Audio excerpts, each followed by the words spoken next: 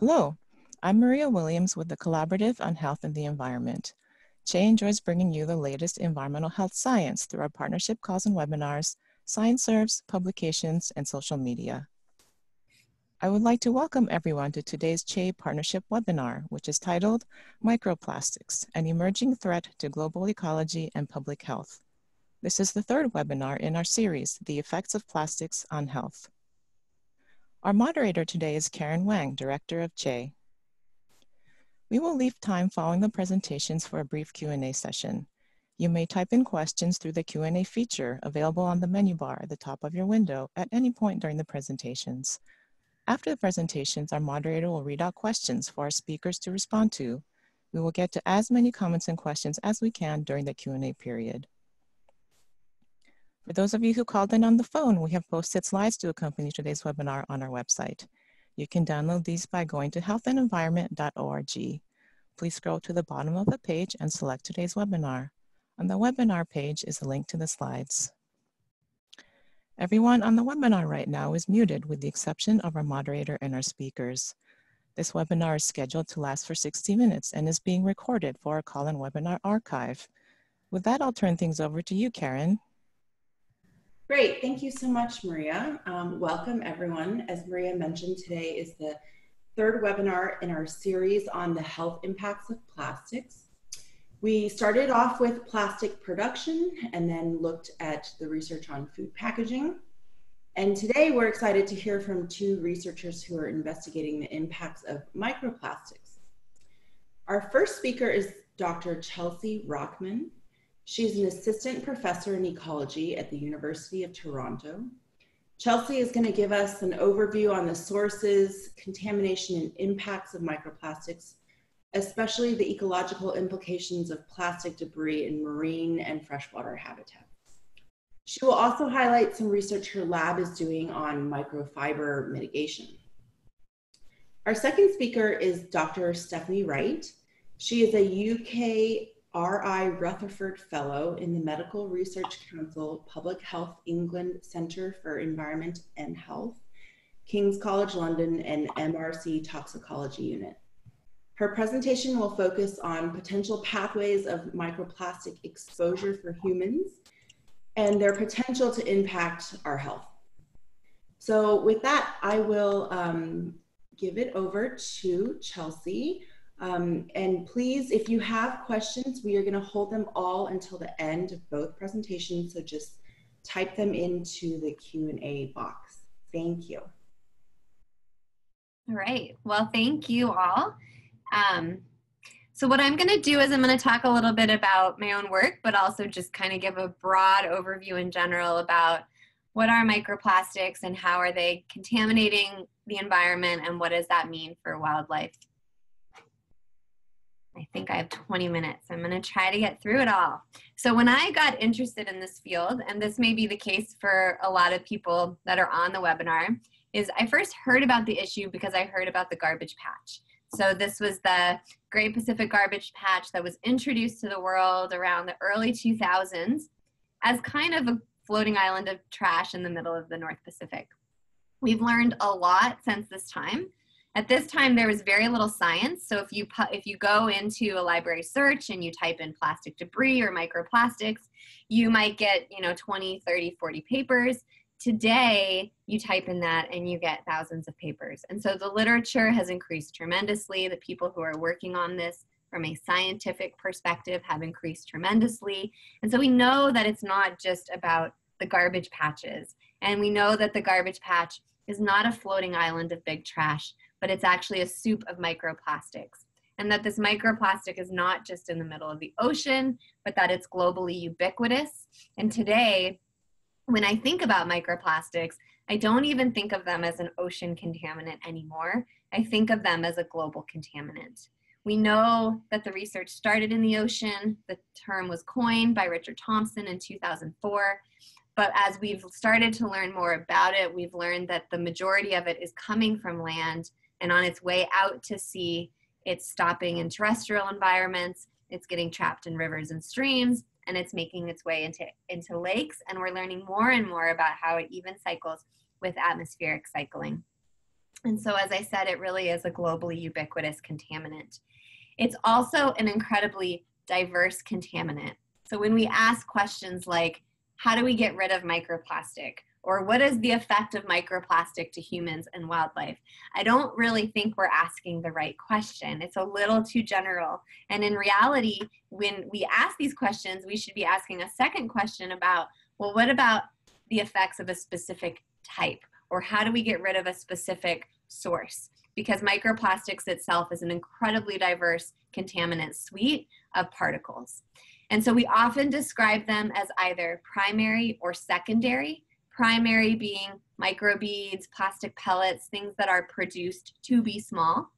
And secondary being big things, my clothing that sheds into microfibers, or a bottle that might shed into little pieces of plastic in the environment. We often categorize them by shape to try to understand something about where they came from. A microfiber would be a fiber. You have fragments. A microbead would be a sphere, etc. They're made out of a wide range of polymer types. We add lots of chemical additives to them in order to make them bendy or flame retardant or more durable. And then they range in size from the nanometer range to the millimeter range. And so again, they're incredibly diverse in addition to being ubiquitous. So then I just want to talk about how we got here. And I think you probably covered this in some of the webinars earlier on, but just in case you're joining for the first time on this one, I just wanted to talk a little bit about how did we get to a place where microplastics are really everywhere. And so it all starts with the second industrial revolution, where we started to see a rise of new materials and a lot of materials that made our lives improved or more convenient, plastic being one of them. And so this is a cover of Life magazine in the 50s that is kind of celebrating this new material, plastics, and the convenience of this item. And when you read the text here, it's celebrating that this housewife can now invite 200 people over, and at the end of the day, they can throw it all away. And so while there's a lot of plastics that are used for really good uses, about 50% of it or 40% of it are for some of these single-use throwaway items. And we produce a lot of it. In 1950, we were producing about 500,000 tons per year. Today, we produce about 380 or more million tons per year of plastic, about 40% of which are these single-use or these consumer goods that we might use for a little bit, and then at the end of its lifespan, so single-use items, bottles, cutlery, we throw them away. And our waste management of this material has not exactly been a closed loop as we're trying to aim for today. Over these years, we've produced cumulatively about 8,300 million metric tons of plastic. Some of this, of course, is still in use. I'm wearing glasses on my face and I'm sitting in a plastic chair, but only 9% of it has been recycled. Some has been incinerated, so a little more than what's been recycled, meaning it's either been burned to energy or just burned. And then more than half has been discarded. Some of this goes into landfill where it will stay there for a long time. Some of it goes into the environment. And while we don't know just how much, we know that we see images like this all over the world. And as an ecologist, I know that we find this material in diverse ecosystems like seagrass habitats, coral reefs, the deep sea, and in our Great Lakes right here at home where I am in Toronto. And so this contamination that is widespread and diverse leads to exposure in wildlife. And we know from the literature that more than 220 species have been reported to have ingested plastic pollution, microplastic. So this is specific to microplastic. And this number continues to grow as more researchers start to study different wildlife. So there's certainly a larger number than this, but at this time, this is how many had been reported. And so in our lab, we sample animals from nature. We look at how much microplastic is in their gut content, and we can see that we find it in a lot of animals. So when I was in my postdoc at Davis after I finished my PhD, I was looking at microplastics in fish that I was sampling from San Francisco. And I was finding plastic in 1 in 4. And at the time I thought, oh, 25%, that's quite a lot. But today in the Great Lakes here at home, we find them in about every fish that we sample, sometimes more than 200, 300, 400 particles in a single fish. And the majority of them are microfibers, but we do see a diverse mix of microplastics, particularly near shore, whereas the slide I'm showing you right now are fish that are sampled from offshore by my PhD student, Lisa Ertl. Another student in my lab was working with Environment and Climate Change Canada, getting the stomach content of cormorants as they were basically feeding their diet to their young. And in the stomach content, we found microplastic in almost every single bird being transferred from the parent to the offspring. Now, the Great Lakes and some of these other areas we work in are incredibly urban areas with a lot of human activity, and so you might not be so surprised that we find large concentrations of microplastics here. But we also do work in the Canadian Arctic, quite far from big populations, where we find no correlation between the size of the population and the amount of plastic, and we find plastic in almost every sample of zooplankton that we take. So it is getting into these remote ecosystems, even at those lower levels of the food chain. So then this leads to the question that we strive very hard to answer in our lab, but of course it's very complex, which is, what are the effects? And when it comes to the effects of microplastics, they're twofold. They can either be a physical effect. So when it's a large piece of plastic, you can imagine entanglement, or you can imagine the gut being perforated by a large piece of plastic. But you can also have a physical effect for microplastic, and I'll talk about that in a second. You also have a suite of chemicals associated with the plastics from both what's added during manufacturing, which I talked about earlier. But when plastic enters the water, it starts to accumulate PCBs and pesticides and metals and other contaminants from the environment as well. So that when plastic is exposed to an organism, it's kind of this cocktail of chemicals that may or may not leach into the animal and may or may not cause a toxic effect. So let's come back to that physical effect of microplastics. I just taught this in class like an hour ago. One of my students raised their hand and said, well, if it's small, won't it simply be excreted? For the most part, probably. Probably when I ingest microplastics or an animal does, it probably is excreted. But for smaller particles, we know that smaller particles have an ability to leave the gut tract and be taken up into cells, into tissue, into blood. And the smaller the size, the more likely it is able to cross that barrier. So there has been evidence of microplastics about 7 micron in size in the cells of mussels, shown by Mark Brown, as well as a paper in mice showing small microplastics in the liver and the kidney.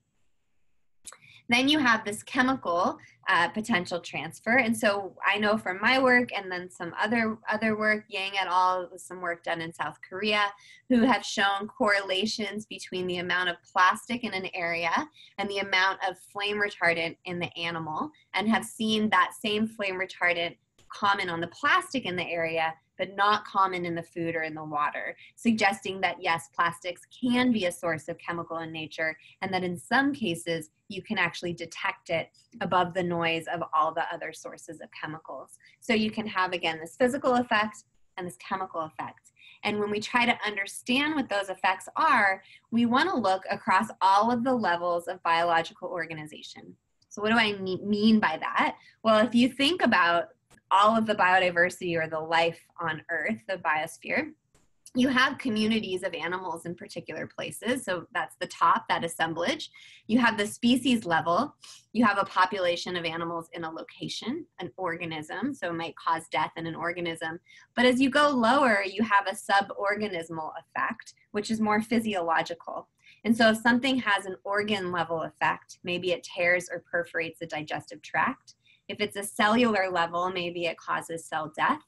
And if it's a macromolecular level, it can be like a change in gene expression, or in maybe a chemical that interacts with that enzyme or competes for the enzyme with a natural substrate. So what we've done is said, if we look into the literature and we see what we know from the published science, what is the evidence about the impacts of plastics, big and small, but particularly thinking about microplastics, on animals at all levels of biological organization, and for the different sizes of plastic, which you can see on that x-axis. So I'm going to show you a graph with a bunch of squares. This is the evidence for the literature through 2013 for evidence that plastic in the environment can harm wildlife. The darker the shading, the more evidence of impacts for that particular size and that particular level of organization. What I want you to notice is that we knew very little. The scale goes all the way up to 6 to 10 pieces of evidence versus more than that.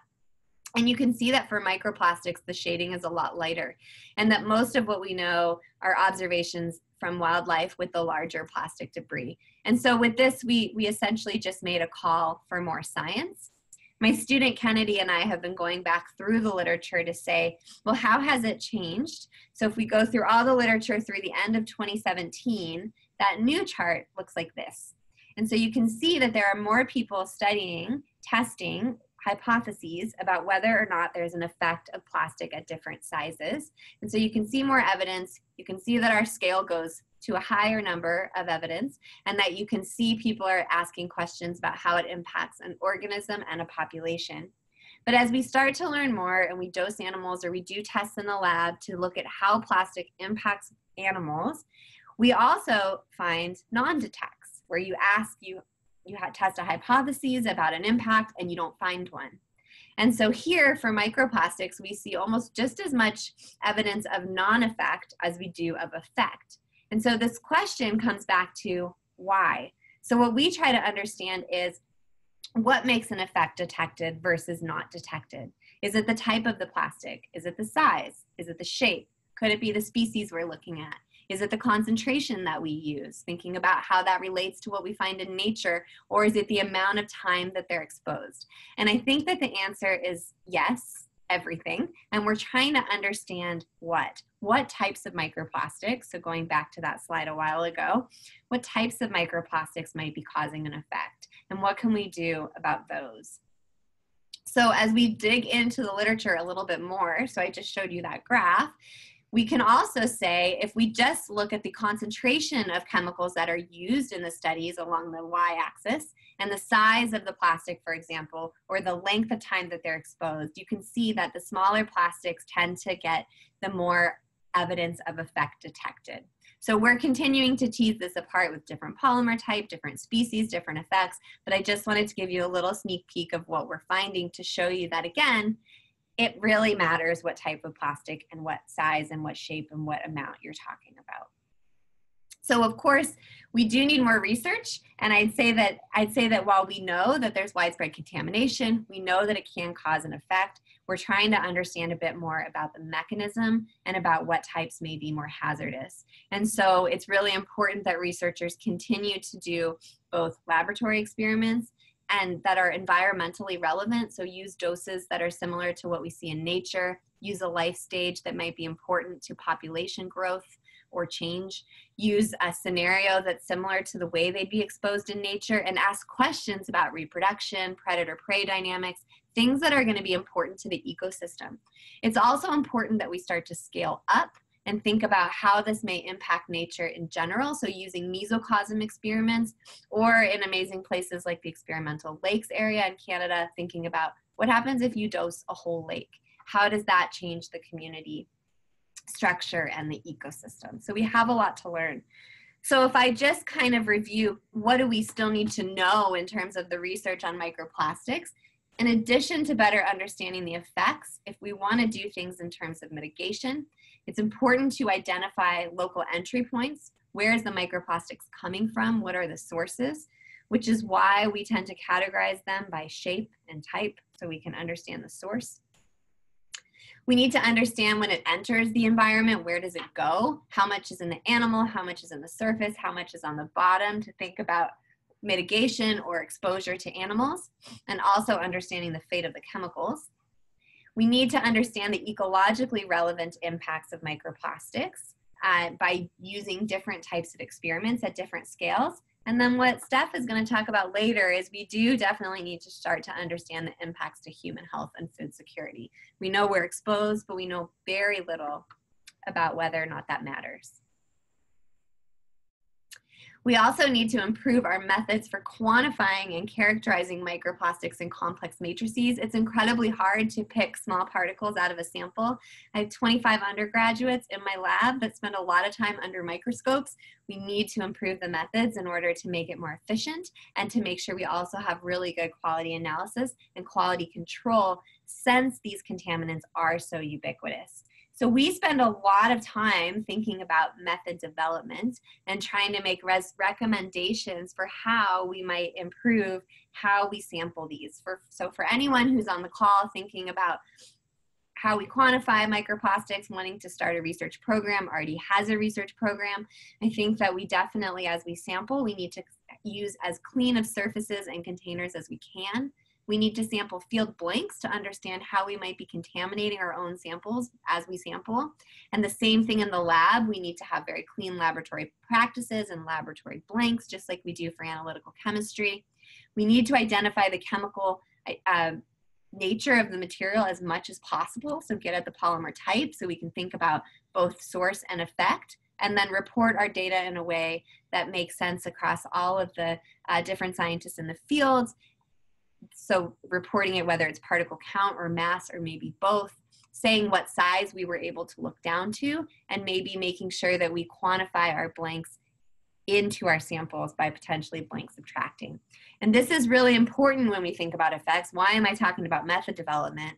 Well, if we can't measure the risk, we can't measure what they're being exposed to, then how will we be able to know the risk? So if we can't measure plastics, then how are we going to know how they're impacting? So I spent a lot of time kind of talking about all the questions we need to answer and the things we don't know, but I do want to stress that we do actually know a lot, and we especially know that we have widespread contamination and that there is evidence that these things can cause an impact in wildlife. So I feel that we do have enough science to begin to mitigate now and prevent future sources of plastic. And so there's a lot going on at the global level, and this is not a policy webinar, so I won't go into it in great detail, but I do just want to spend a little bit of time talking about some things that we can do for this global issue on a more local scale. And so in addition to doing science to understand impacts, we spend a little bit of time doing science to understand how we can mitigate.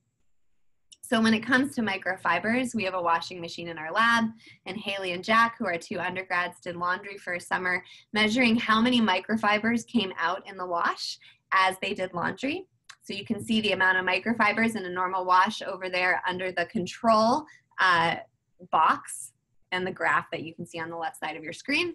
Then they added 2 mitigation strategies that are currently on the market. So an aftermarket filter, the lint lever, and a Cora ball. And they measured the reduction of microfibers with those. So they did several loads of wash, some with and without these strategies, and then looked at the difference. You can see that an aftermarket filter is about 90% effective in reducing microfibers coming out the back of the wash. And so if you put that in a city perspective, we know how many microfibers come out. We know about how many washes per household occur per year in the city of Toronto. We know how many households there are. So we estimate that about 23 to 36 trillion microfibers are emitted per year. And so if we just strapped a filter or put a Cora ball in our wash, we could reduce the microfibers going into our lake in Lake Ontario by 6 to 31 trillion. So we feel that's pretty good. The other thing is that we've tested rain gardens for storm drains and found that if you have a rain garden attached to the storm drain in the city, you get a reduction of about 92% of microfibers going into the environment. And so there are some solutions for microplastics that I think are unique to some of the solutions for macroplastics, and that can be done on a local level. And with that, I'm 26 seconds over. So I just want to thank you for listening and collaborators, and I'll look forward to answering questions later. Okay, hello everybody. My name's Dr. Stephanie Wright, and I am a research fellow based at King's College London, and I'm currently in a hotel room because I'm travelling for work, so I'm sorry if this is a weird setting. So today I'm going to be talking more about the human health risks associated with microplastics. So Chelsea did a great job introducing the ecological impacts, and now I'm hopefully going to give you some ideas about what that could mean for people. So thinking about people and exposures and what we know from ecology, we also know microplastics are present in food. So for example, and I have to apologise to anybody who has a PDF, I've just literally this minute updated the reference. But Kim et al. Just last year found that the average consumer, based on average salt consumption per year, would be exposed to 2,000 microplastics per year in sea salt. We also know that microplastics contaminate bivalves, and that includes mussels and clams and scallops. And a study by Lee and colleagues in 2015 found that the average Chinese shellfish consumer would be exposed to around 100,000 microplastics per person per year. More recently, work's been done looking at concentration of microplastics in bottled water, presumably to look at freshwater sources. And it was found that over 6,000 microplastics contaminated a litre of bottled mineral water on average, and that was the highest reported concentrations. Now, if you scale that up to a year based on average European consumption statistics from Statista, that is around just under 700,000 microplastics per person per year from that source alone. And perhaps even more surprising is that when Anna Caterino and colleagues went to assess the level of microplastics in mussels to estimate a human exposure via shellfish meals, they actually found that you'd be exposed to more microplastics via the indoor dust that would deposit in your house. So we're starting to build up a perception of human exposure to microplastics via food. But what you can see is that we've only really looked at a handful of sources. So when we think about plastic, where we produce it, where we use it, where it ends up, it's really in the environment around us. So for example, synthetic textiles can emit microfibers, tyres can emit wear particles, paints can flake thermoplastic fragments, construction and building sites can emit plastic dusts. There's really a whole range of sources of microplastics in our immediate environment, and that raises the alarm further about human exposure. And when we think about plastics, and one of their most valuable characteristics is that they are lightweight, it doesn't surprise us that they can also become airborne. So there are a couple of studies which have looked at microplastics in air. One was performed by Driss and colleagues in Paris, one by Wright and colleagues in China, and these assessed microplastic contamination in atmospheric deposition. So this is essentially dustfall settling out of the atmosphere. And surprisingly, microplastics were found in all samples, and these range from microfibers to non-fibrous particles such as fragments and foams and films, and then included a range of different plastic types and sizes, suggesting that these particles are also airborne. So we're building up this picture now that microplastics are in food. We're building up an idea that they're potentially in the air as well, which of course we breathe. Two routes we are potentially exposed via. What does this mean in the grand scheme of things? How does this compare to other particles? Because throughout our evolutionary history, we've been exposed to particles, and much more so recently with different industrial emissions and wear particles. So, for example, titanium dioxide nanoparticles are typically added in food as an additive or as a whitening agent. And Loma and colleagues back in 2004 estimated that on average, we are exposed to 10 to the power 12 to 10 to the 14 particles per day via the typical Western diet. And that was for particles sized between 0.1 to 3 microns. So it's substantially higher than what we are exposed to in terms of microplastics. When we think about inhalation, we're an estimated median of 11 trillion to 30 trillion particles per meter cubed as an estimated exposure. And that's compared to 11,000 fibres per meter squared per day indoors. It's very different units, so it is hard to draw a comparison, but they're clearly on very different orders of magnitude as well.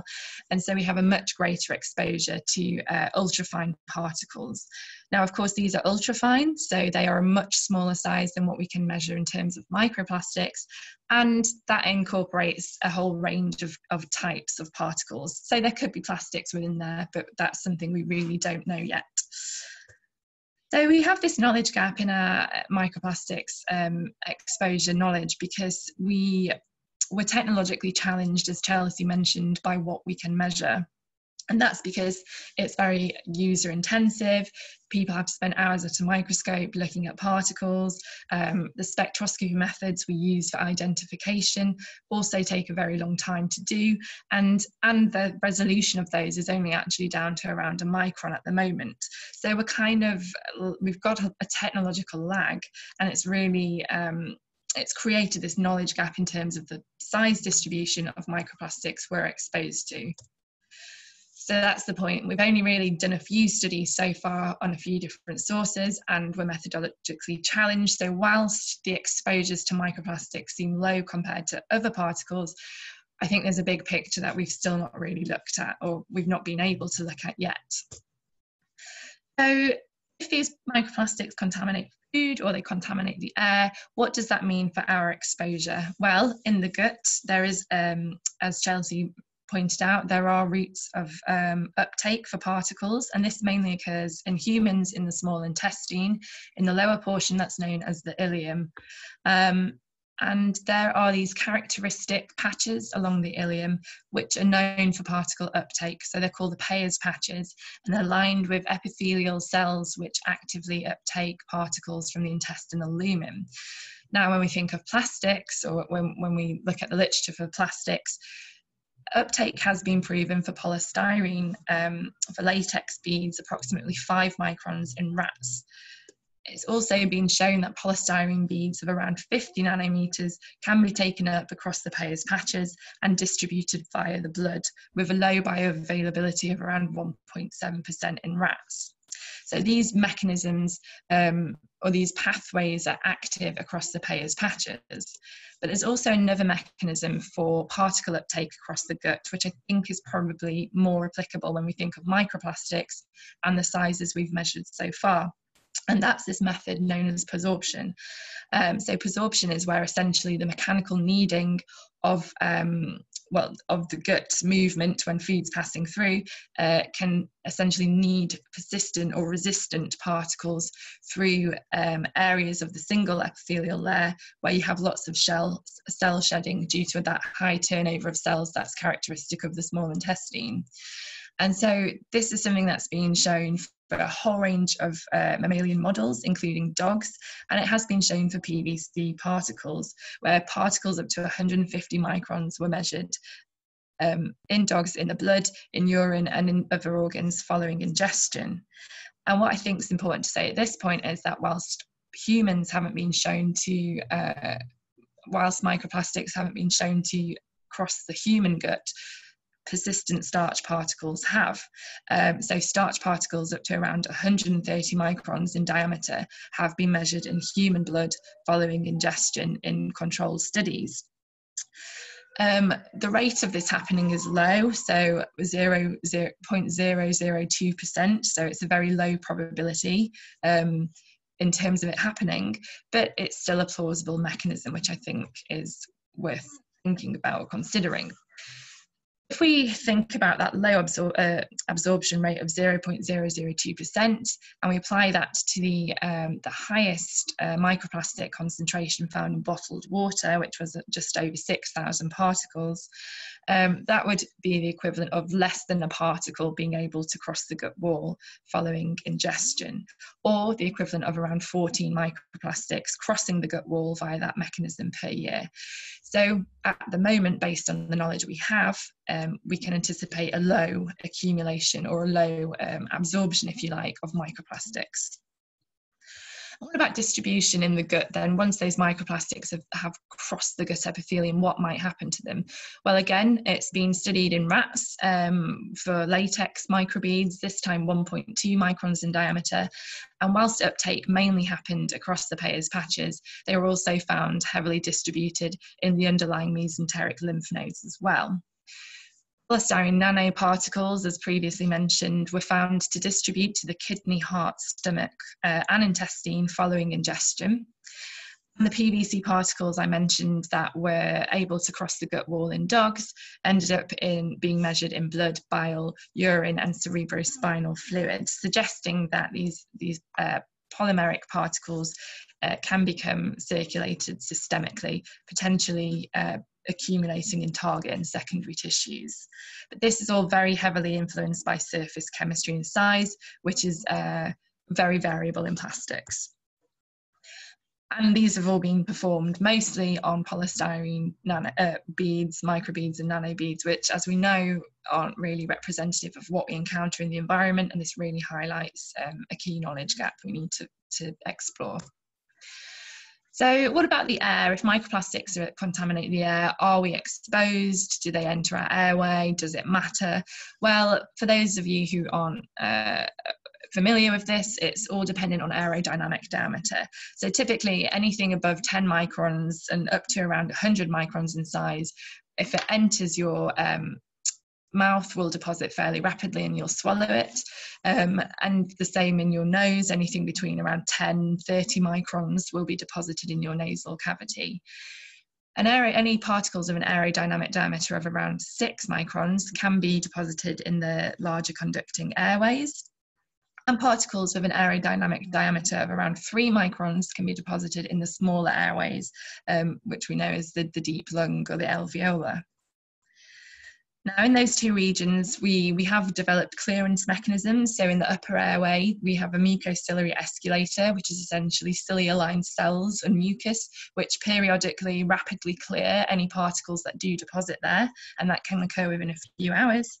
And in the lower airway, we have macrophages, which are also there to gobble up any particles that reach that part of the lung. But this is a slower clearance mechanism on the scale of days instead of hours. It's important to note here that aerodynamic diameter is influenced by size, by shape, and importantly, density of the material. And for reference, a 10 micron polystyrene bead has a 10 micron aerodynamic diameter. So we'd anticipate about 6 micron polystyrene beads could potentially reach the larger airways, although this definitely needs confirming in lab studies. And it's also important to note here that these are very difficult to measure in the environment because of our technological challenges, but there is some evidence to show, at least for fibres, that very small particles can form on the surface. So the image you see here is actually a polypropylene fibre, and the very fine hair-like structures you can see on the surface are what we call fibrils, which happen under mechanical stress. So if you see the scale bar there, which is 100 microns, we can anticipate that there could be microplastics in the environment that may be of a relevant size, but we really need to confirm this further. And this is what we're working on at King's College at the moment. So we're trying to figure out, how do we measure these particles in the air? How can we quantify them in meaningful sizes when it comes to human exposure? And then taking that further, what might that mean? And distribution is equally important for the airway. So I mentioned for the lung, for the gut, following ingestion, microplastics could cross the gut wall and redistribute to target tissues. In the airway, it's generally believed that particles that can deposit on the alveolar epithelium are phagocytosed by macrophages. And this will definitely differ depending on shape. So, for example, fibres are much more difficult to phagocytose, and they lead to failed phagocytosis because of their fibrous shape. It's very hard to be engulfed, and size also has a role in this. So typically polystyrene with diameters of around 50 or 100 nanometers are taken up by alveolar epithelial cells. So this has been shown in laboratory studies, but again, it's for polystyrene beads, which aren't necessarily what we find in the environment or representative. And following this uptake across the alveolar epithelial cells, there was deposition noted in lymph nodes, in accumulation in spleen and in blood, and that's again dependent on size. And this was measured for polystyrene. So the role of plastic type and shape are currently unknown, as mentioned there. So thinking about the toxicity then and the impacts, we can use occupational exposures as a very good indication of what that might look like, because it's essentially a living lab, people exposed to high levels of materials. And for example, this is common there's a common literature, occupational literature, health literature in people, synthetic textile workers, so people who work in synthetic textile mills or plants where they're having to process essentially fibres, plastic fibres. So interstitial lung disease has been recognised, particularly for nylon flock workers. So flock are very short fibres, and it's the cutting of those fibres which can generate a respirable dust. And this exposure to that respirable dust can cause cough and chest pain, infection of the airway, and tissue inflammation as well. And on average, people or average exposures are around 2.2 milligrams per cubic metre. So when we think about dust, that's still quite a high concentration. So these people have been exposed to very high levels of essentially plastic dust, but it has led to an occupational disease. So much so that NIOSH, so the National Institute for Occupational Safety and Health, have recognised this particular type of nylon dust as a hazard. And similar symptoms and tissue responses have also been observed for other synthetic textiles, so not just nylon dust, but also for acrylic, polyester as well. And the image there shows a pulmonary lesion, and the sort of white glistening bits are incorporated birefringent nylon particles. And so plastic itself then, when we think about plastic and its toxicity, we generally consider it to be inert, and that's because, well, our body doesn't really react, for example, with a plastic bottle. But the actual building blocks of plastic, which we refer to as monomers, are toxic. And back in 2011 now, there was what I think is actually a seminal paper. It was a really fantastic research effort by Delilah Lifner and colleagues, and they did a hazard ranking assessment of plastics based on their chemical composition, and by that I mean based on their monomers. And the classification they based them on was essentially carcinogenicity. So they ranked them based on the carcinogenicity of the monomer that comprised the plastics. And what's important to highlight here is that this didn't include endocrine disrupting characteristics, which have much more recently been recognised as an issue with plastics. And so based on this, they actually found that the most toxic plastics based on their monomers were polyurethane, polyacrylonitrile, and polyvinyl chloride, which we do commonly find in the environment. And it's really unknown actually whether any residual monomers remain in microplastics that we find in the environment. But if they do, there's a risk they could leach, and it's definitely something we need to work on and decipher. I mentioned we've never really had to think about plastic toxicity because of the nature of it. It's an inert material, but when you reduce it to the particle size, that increases its chances of interacting biologically. So we've spoken about particles being actively taken up across the gut or across the lung or engulfed by macrophages. So the smaller the size, the greater this chance is.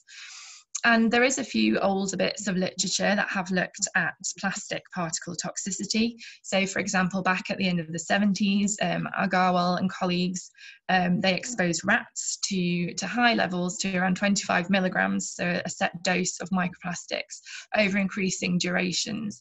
And they found that after 30 days post-exposure to polyvinyl chloride, lesions developed in lung tissue.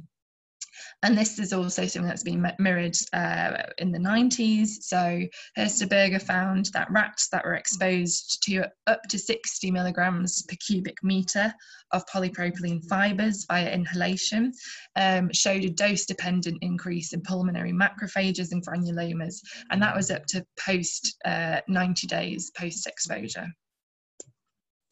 So building at this idea now that the particles themselves could have an inflammatory role or an inflammatory effect, and that's also something that has been observed in humans. So plastic prosthetic implants that commonly replace joint surfaces and hip replacements and knee replacements, mechanical wear over time does emit wear particles, and tissue responses do develop. So, for example, polyethylene terephthalate prosthetic wear debris, can lead to fibrin formation, necroses, and scar tissue in joint cavities. And that's something that's also been observed for polyethylene. And actually, the tissue response is greater for polyethylene terephthalate, suggesting that there could be a role of plastic type in the level of inflammation you observe. So there's an idea of the chemical toxicity of the building blocks that we don't really know if we're exposed to yet, but also an inflammatory effect associated with the particles themselves. There is one study which recently came out to look at this in vivo. So Deng and colleagues wanted to assess the tissue accumulation and effects of microplastic exposure via ingestion. And they exposed mice to 5 or 20 micron microplastics, and they exposed them to 0.1 milligrams per mouse per day. And they were looking at markers to do with energetic impacts, and metabolism, as well as tissue inflammation. But there are a few holes or issues with this study. For example, the images you can see there are meant to denote tissue inflammation in the liver. The black arrows show inflammation and the white arrows show lipid droplets. But if you compare that to the bottom section, where the panel on the left, the lower left, shows an inflammatory response, you can see it's a very different occurrence. And actually, this was the only histology produced or shown in this study, and there's a complete lack, really, or no clear evidence of inflammation and no clear evidence of lipid droplet accumulation. So I'd say we have to take this with a pinch of salt, and we definitely need a few more studies to corroborate or not what they found. There were a few further issues with this study. So, for example, I mentioned the dose of polystyrene to the mice was 0.1 milligrams daily. But if you look on the graph there, the red line shows the accumulated dose in the tissue, and that's in weight. And at around about 4 days, you can see that over 0.4 milligrams has accumulated in tissue. So actually, the authors say that 0.5 milligrams had accumulated in the liver, but the expected dose based on what was being dosed was 0.4 milligrams. So they actually found more than what they had dosed the animal with in the tissue, which again leads you to question what was actually being measured, or the efficacy or the relevance of this study. And that was all highlighted by Breuning in a commentary piece back in 2018.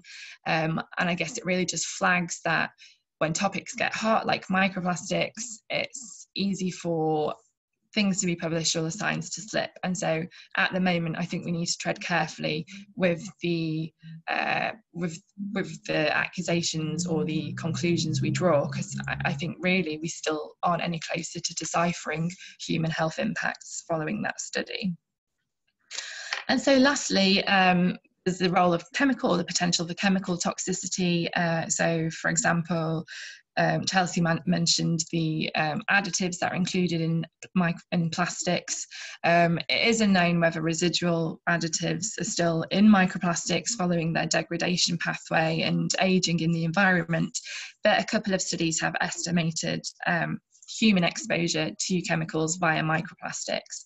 And what you can see is that it's actually quite low. So based on what we would anticipate a meal of mussels may contribute, based on the microplastics found in mussels from the supermarket, and also based on the average concentration of additives incorporated into plastics, with a lot of broad assumptions, but probably still a conservative estimate. It's anticipated that a plate of mussels would contribute around 3.5 times 10 to the minus 5 grams of BPA per person per year. And this was similar to what EFSA, so the European Food Standards Agency, also came up with, which was around 2% of your daily dose of BPA. So at the moment, it seems that a plate of mussels or shellfish, for example, would contribute a relatively low amount of chemicals to your total burden per day. That's just based on one food source. And what we also know now is we're building up this picture of the prevalence of microplastics in different sources, including household dust. And what we also know about household dust is that it's been associated with flame retardant exposure. So, for example, it was found that the inclusion of particles and fibres from treated items elevated the abundance of flame retardants in household dust, as you'd anticipate. But that study was essentially to suggest that plastic particles and fibres may be contributing to the flame retardant burden in dust. And what we also know about household dust is that it contributes up to 15% exposure of our flame retardants, and flame retardants can interact with or disrupt thyroid function, which can have knock-on effects, for example, cognition. So essentially what I'm trying to say here is that we're looking at different pieces, but if you look at household dust, we know that can lead to an increased exposure to different plastic associated compounds which have health effects. What we don't know is the composition of that dust, so how much of that dust is plastic and how that contributes to that burden. And then we also have the issue of absorbed contaminants as well. So aside from the intrinsic chemicals that may be carried, there's a potential that absorbed contaminants from the environment could also enter our bodies following exposure, and obviously leach in different physiological fluids with different pHs, which could change the speciation of metals, for example, and facilitate desorption and lead to localized accumulation. It has been estimated again by EFSA, so like they estimated exposure via a plate of mussels for additives, they also did the same for absorbed contaminants and expected a plate of mussels would contribute 0.006 or 0.004% of your daily intake of PCBs or PAHs. So again, it's anticipated to be low, but that's just for a few sources.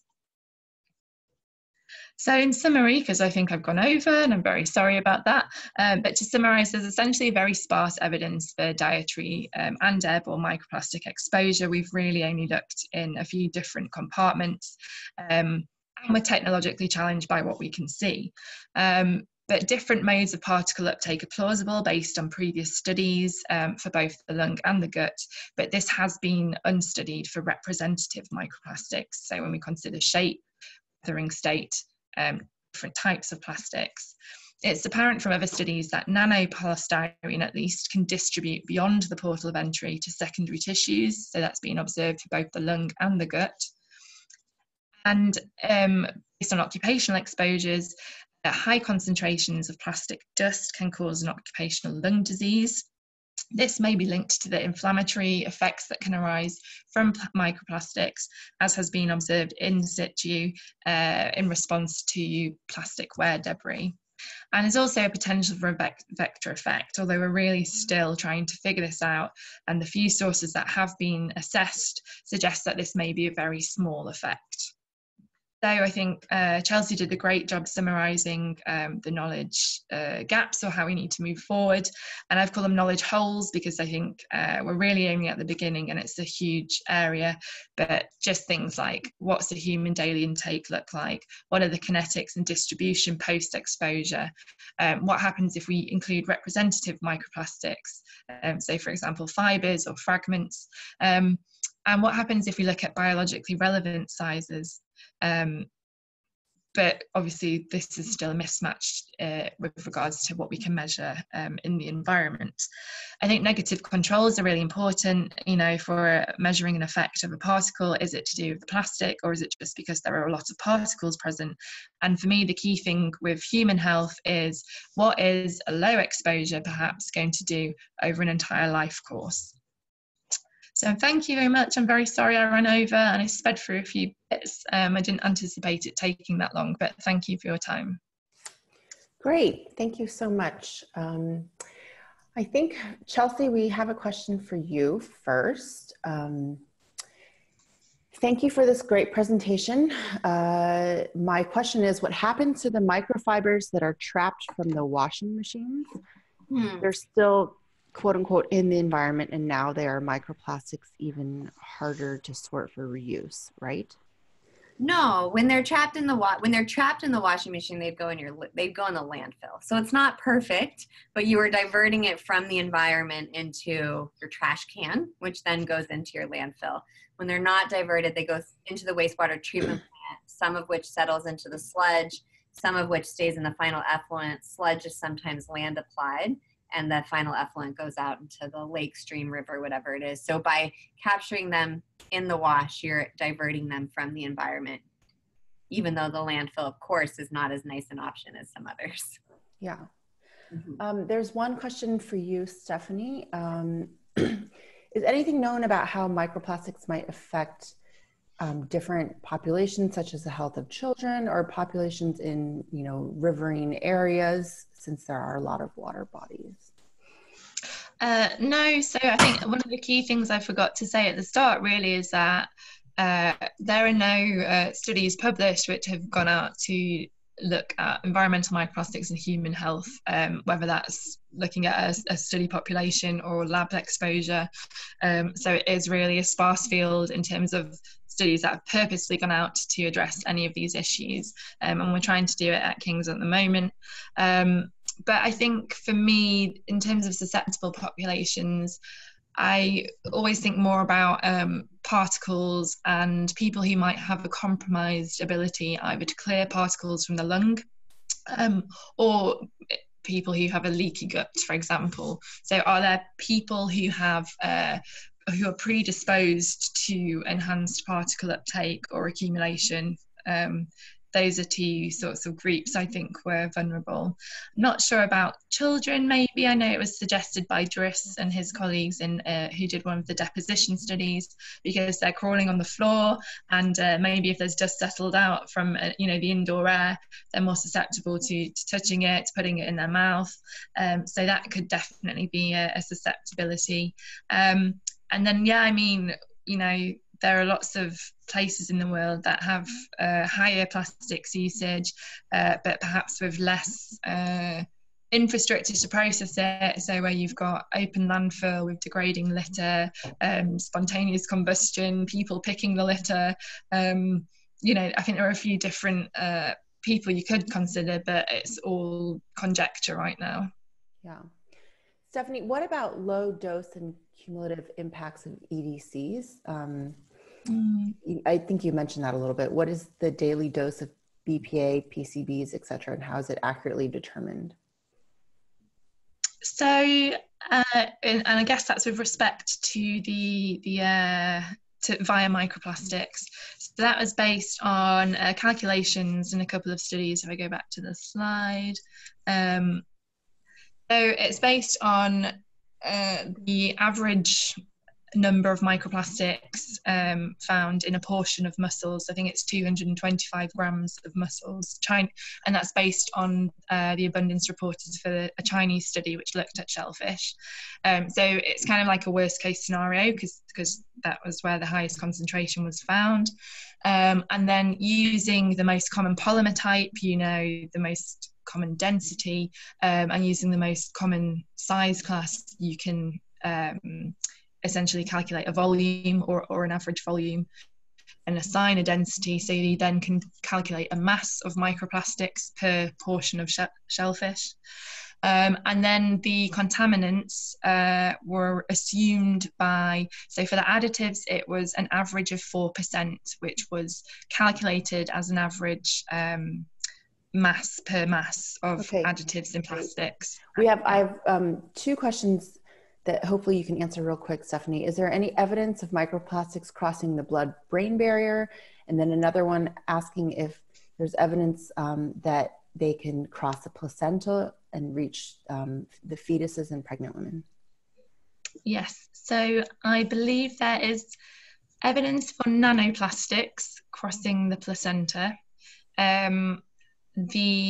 And in terms of the blood-brain barrier, I'm not sure if there is evidence. Again, it will be for the nanoplastics, very small nanoplastics, and it will probably be concentration dependent, I imagine. Okay, great.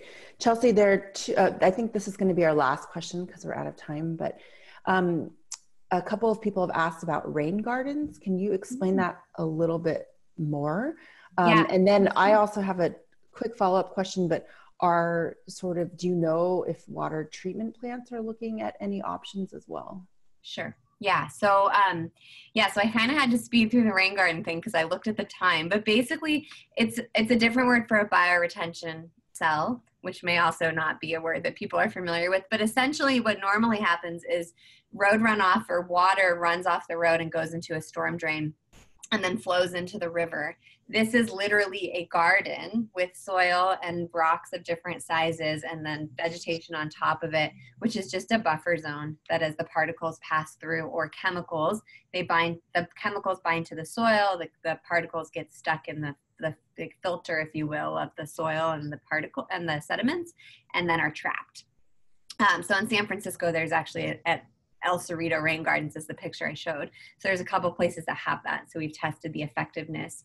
Wastewater treatment plants are listening. They are allowing us to go into their plants and sample and look at how much is there and what is there. And they are thinking about whether or not, different levels of treatment are better for microplastics than others. So tertiary versus secondary. Wastewater treatment plants that recycle the water into drinking water should be completely effective at this. But yeah, wastewater treatment plants are certainly part of the conversation. And I think trying to figure out, is it more efficient to stop it from going in or to cut it off there, or do we need both? Okay, great. I think that's all the time we have. Back to you, Maria. Great. Thank you so much, Karen. We are approaching the end of our webinar today. A video recording will be available on the CHE website soon, and tomorrow you will receive an email containing a link to the video.